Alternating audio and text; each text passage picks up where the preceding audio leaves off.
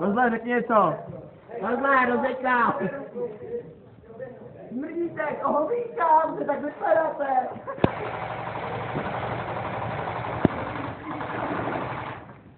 Tak tohle byl přesně ten americký styl. Ale buď to děláš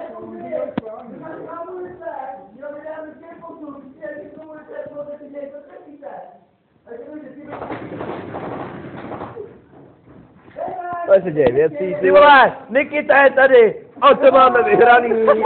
Ale Nikito, vůbec se nezrušuj, tady se něco děje. Já už je, to už si to zapal, já už jsem se spodem přišel. Nikito, ukažím tak, já ukážu pičovou prdeli.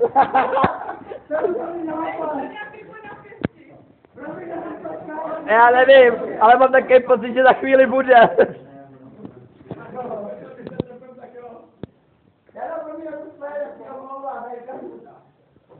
Ale víš, co se teď právě přišel? Vůbec se nezrušujte, lehněte si, odpočívejte.